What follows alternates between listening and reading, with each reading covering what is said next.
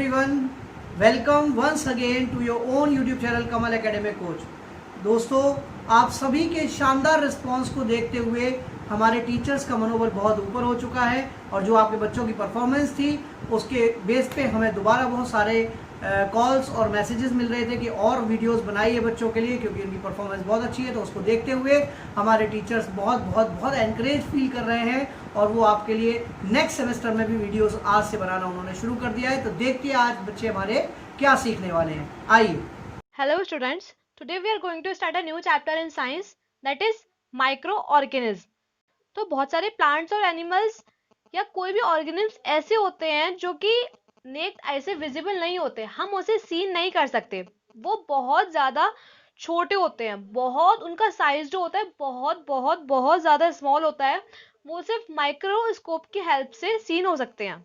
तो यहाँ मिली micro organism में माइक्रो का मतलब क्या हो गया, स्मॉल, यानी कि बहुत छोटा। और ऑर्गेनिज्म मतलब जीवांश जो होते हैं, आइदर प्लांट्स हो या एनिमल्स हो।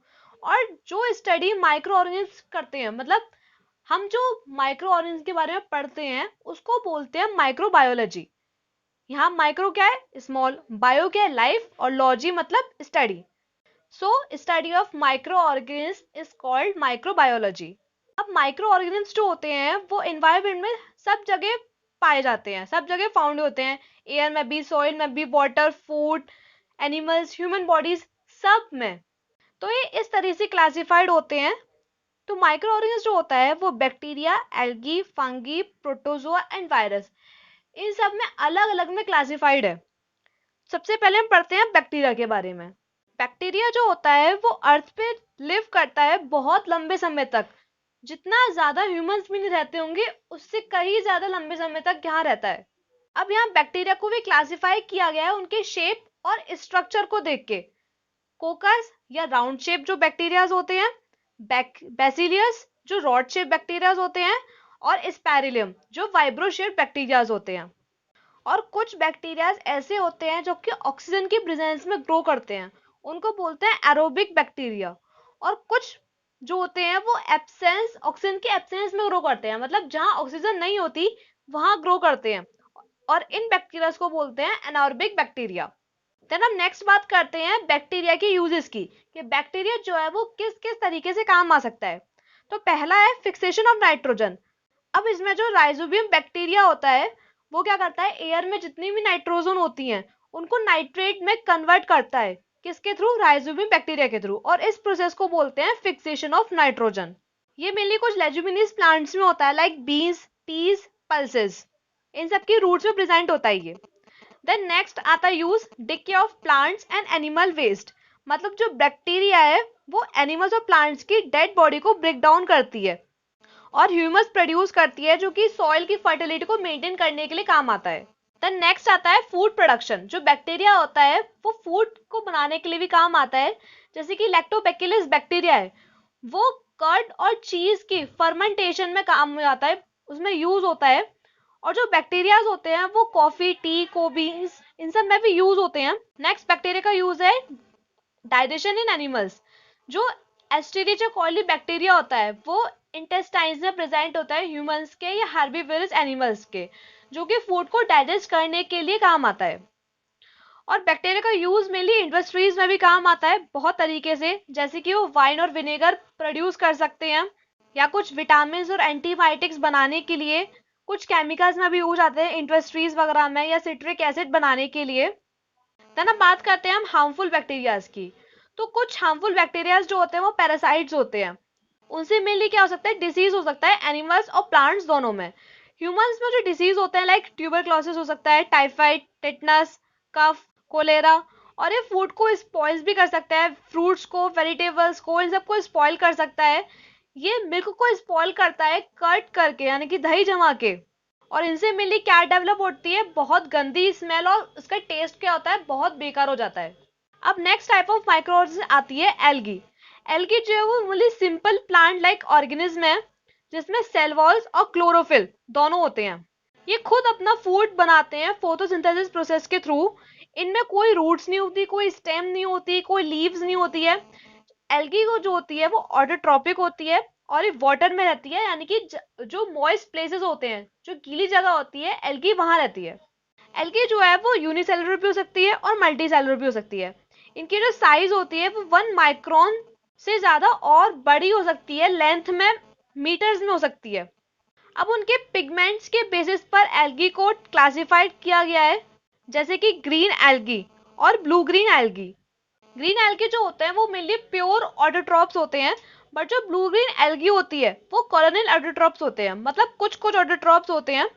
कुछ एल्गीज जो हैं वो फर्टिलाइजर्स की तरीके से काम आती हैं, क्योंकि वो एटमॉस्फेरिक नाइट्रोजन को फिक्स कर सकते हैं, एक यूजेबल कंपाउंड बना सकते हैं, और ये क्रॉप्स को ग्रोथ करने में हेल्प करता है और सॉइल की कैपेसिटी को होल्ड करके रखता है कि वो वाटर को होल्ड करके रख सके अच्छे से। नेक्स्ट टाइप ऑफ एल्गी है डायटम्स। डायटम्स मिली जो है वो मैरीन एल्गी है, जो कि वाटर के ऊपर फ्लोट करती है, क्योंकि इसका जो स्टोरेज होता है वो बहुत लाइट होता है। अब यहाँ एल्गी के भी कुछ यूजेस हैं, जैसे कि दे यूज इन मेडिसिन, जैसे कि एंटीबायोटिक्स होती है वो क्लोरिनल एल्गी से प्रिपेयर की जाती है। ये इंडस्ट्रीज में भी यूज होती हैं। जो डिफरेंट डिफरेंट कमर्शियल प्रोडक्ट्स होते हैं वो एल्गी से ऑब्टेन्ड होते हैं, लाइक अगर सोडियम, पोटेशियम, आयोडीन। एल्गी जो है वो उसमें बहुत सारे न्यूट्रिएंट्स भी होते हैं, तो हम उन्हें ईट करते हैं सैलेड्स के रूप में, सूप्स के रूप में, तो ये एज अ फूड भी यूज होता है। कुछ एल्गीज जो होती हैं वो नाइट्रोजन फिक्सेशन के भी काम आती हैं, जैसे कि ब्लू ग्रीन एल्गी जो थी, और कुछ सीवीड्स जो है वो फर्टिलाइजर्स के काम आती है। मतलब ये पूरा पूरा एक एग्रीकल्चर में भी यूज आती है एल्गी। अब एल्गी जो है वो स्पेस में भी यूज आती है। अब एल्गी जो है वो ऑक्सीजन के सोर्स में भी यूज होती है, स्पेसशिप्स में और फूड्स में भी यूज होती है। अब कुछ हार्मफुल इफेक्ट्स हैं एल्गी के, जैसे कि टॉक्सिक। कुछ एल्गी जो है वो टॉक्सिक सब्सटेंस प्रोड्यूस करती है, जो कि अफेक्ट करता है फिशेस को वाटर में। देन पैरासिटिक, कुछ एल्गीज जो है वो पैरासाइट होती हैं और ये सीरियस डिसीज हो जाती हैं। देन जो एल्गी जो है वो वाटर पोल्यूशन को इफेक्ट करती हैं, क्योंकि कुछ एल्गी जो है वो वाटर में ग्रो होती हैं, और जब वो मल्टीप्लाई होती हैं तो उनका ऑर्डर और टेस्ट चेंज हो जाता है वाटर का। एल्गी जो है वो टेक्सटाइल्स और बिल्डिंग्स को भी डैमेज कर सकती हैं।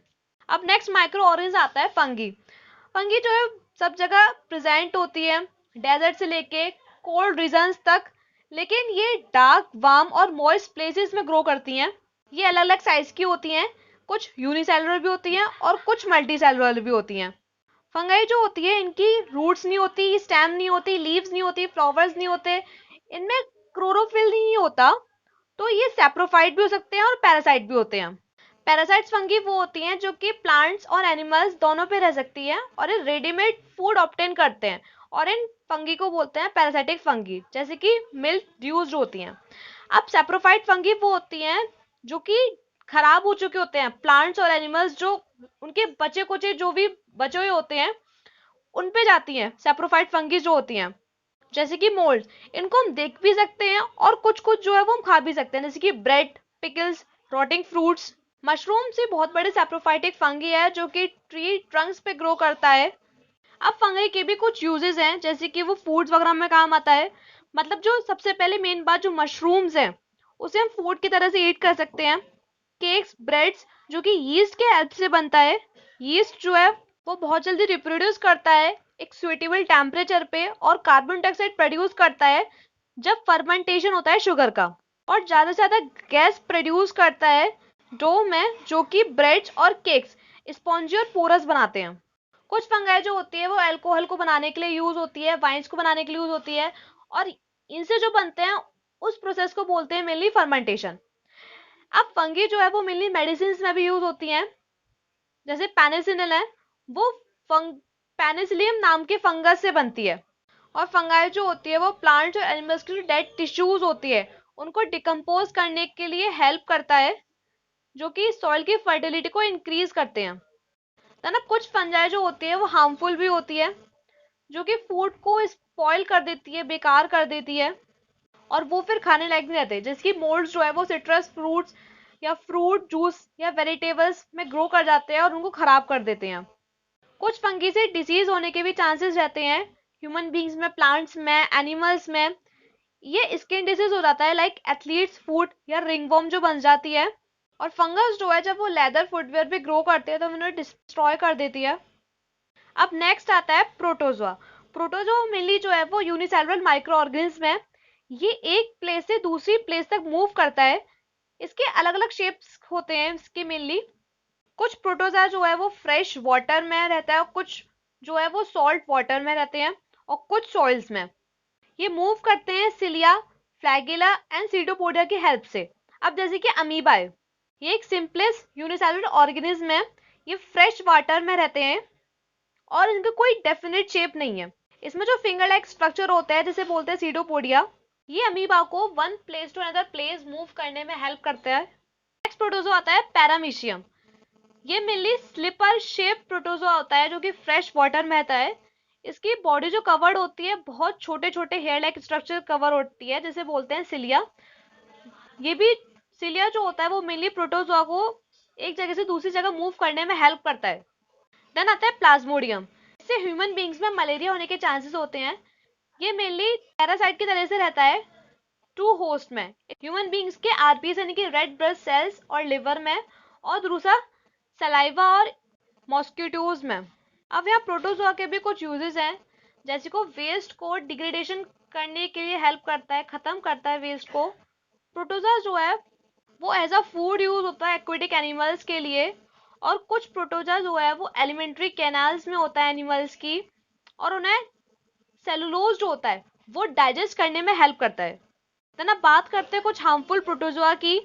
एंट अमीबा हिस्टोलाइटिका, इस नाम का जो प्रोटोजोआ होता है वो ह्यूमन इंटेस्टाइन में होता है मेनली, और एमेबिक डिसेंट्री कॉज करता है।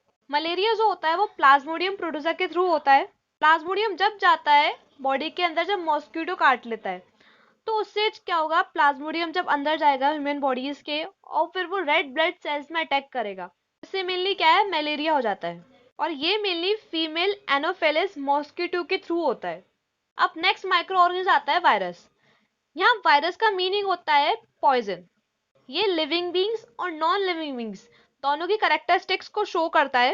ये बहुत छोटे होते हैं जो कि सिर्फ माइक्रोस्कोप की लाइट में देखे जा सकते हैं।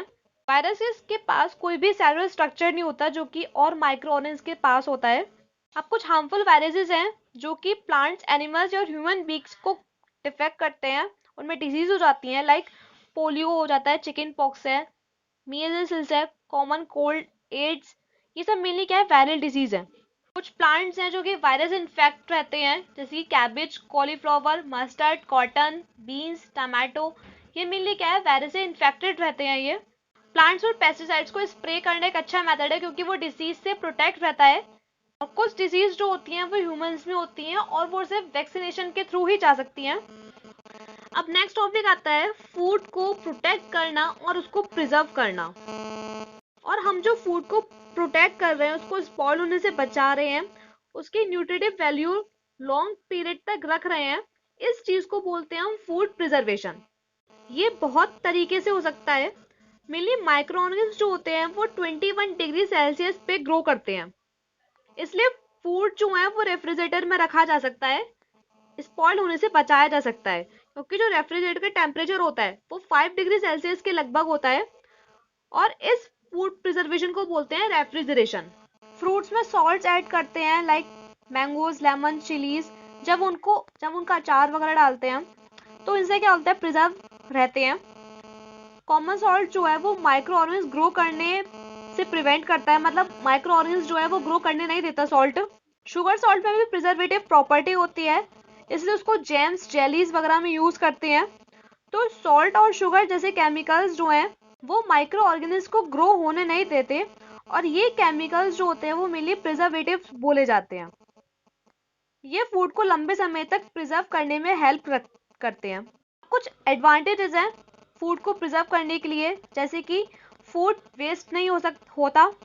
जैसे फूड जो है वो स्पॉइल हो जाता है, खराब हो जाता है, तो हम उसे फेंक देते हैं। तो अगर हम प्रिजर्व करके रखेंगे तो फूड वेस्ट नहीं होगा।